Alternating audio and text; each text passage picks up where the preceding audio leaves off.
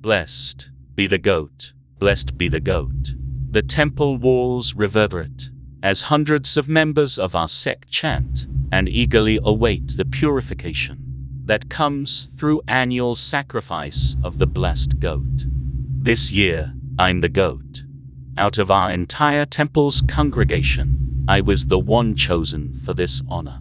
Arch-Reverend Elders told me himself, so I couldn't be more grateful. Anyway, life isn't worth living without my beloved Caitlin beside me. Sadly, she was taken from us in a devastating accident while I was out of town on a family trip only a month ago. I never got to say goodbye. So here I lie, bound tightly with cords and wearing the ceremonial goat mask, as the Arch-Reverend completes his requisite sermon. In it, he describes how the scapegoat has been selected to hold the sins of the believers, and how the blessed goat achieves instant salvation while ensuring the purity of the congregation. I've heard this same sermon many times. I'm now of age, and I'm fortunate to have been chosen. Through the narrow eye slits of the mask, I can see my proud parents beaming from the front row. And now is the time to confess thy sins upon the goat, my people, intones our leader. One by one, each congregant files past, grasps one of several horns on my goat mask, and whispers in my ear the sins they've committed. They tell me of their greed, lies, theft, adultery, and even murder. On and on they come, but I'm no longer listening. All I can think of is Caitlin. Tears escape from my mask. As the Arch-Reverend explains, they're a sign that the goat has granted a special forgiveness for his flock. Finally, Bo Elders, the Arch-Reverend's son, steps up to confess his sins. He'd been my rival ever since I could remember.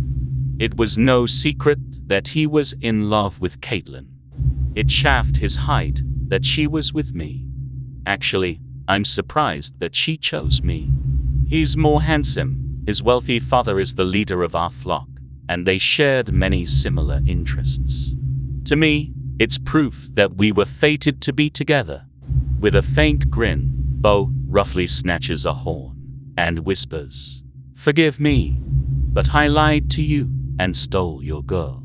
Actually, we've always been together, but you didn't know it, and we still are."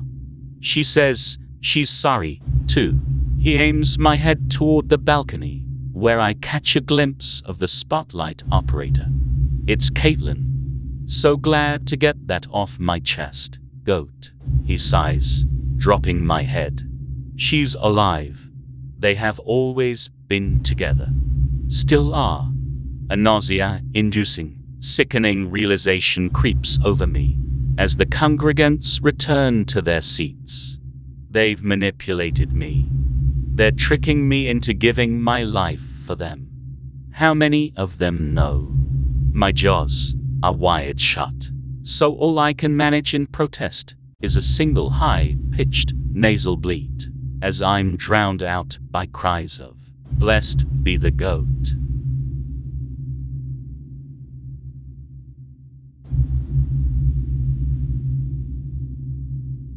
I thought that I had the perfect home life growing up.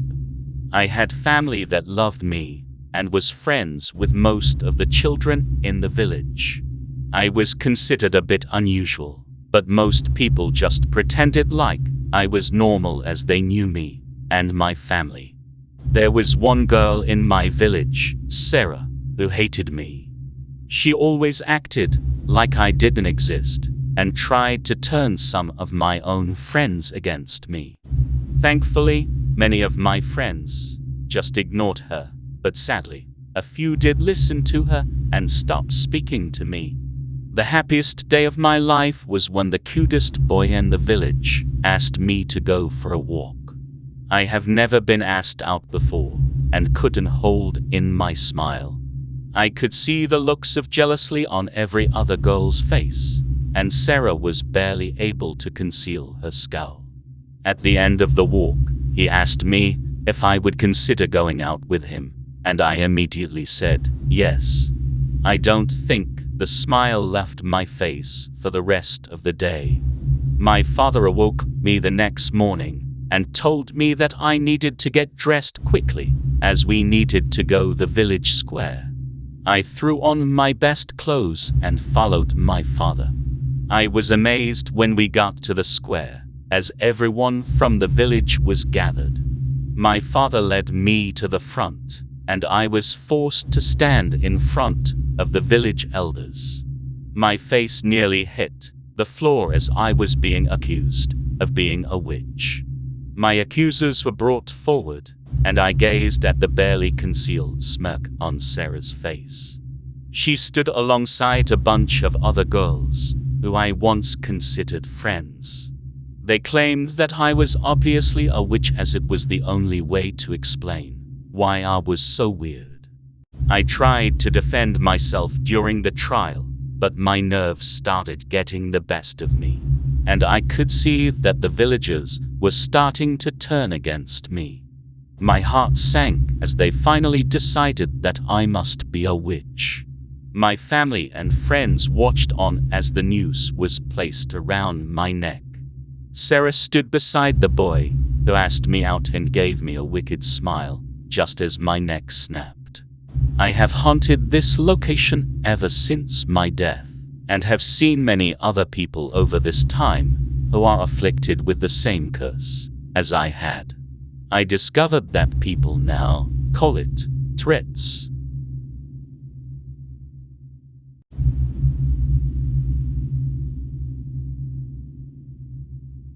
Fred entered the music shop. The bell tinkled, and the door swung shut quietly behind him. Immediately he made a beeline straight for the piano scores. Time had not been kind to dear Fred. Wrinkles crest his face, and there was a pair of silver glasses perched upon his nose. His hair was turning gray too. He wanted to retire soon, and he wanted to have one last show before he did. It would be the greatest show in history. The perfect piece for that show was hidden away in the back of the sheets, but as soon as Fred's fingers caressed the paper, he knew this was it. There was something about it that sounded right. The rhythm, the articulation, the key. This was it. He took the piece of music to the cashier to pay. The cashier nearly jumped out of her skin when she saw what he picked. She scanned the price tag. "Good luck," she said, cryptically.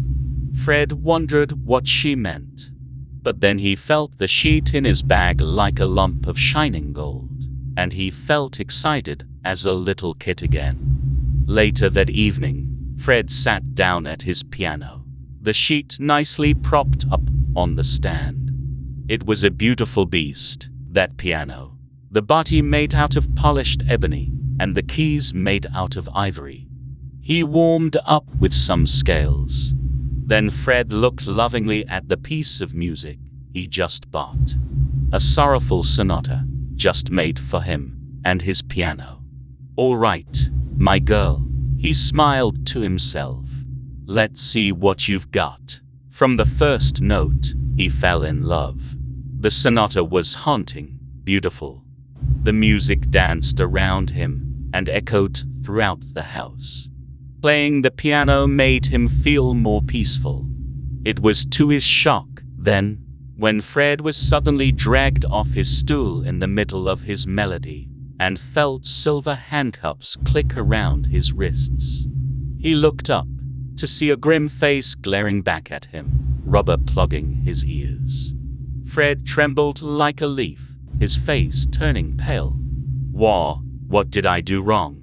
he stammered. Saying nothing, the policeman yanked him up roughly, and Frog marched him throughout the house.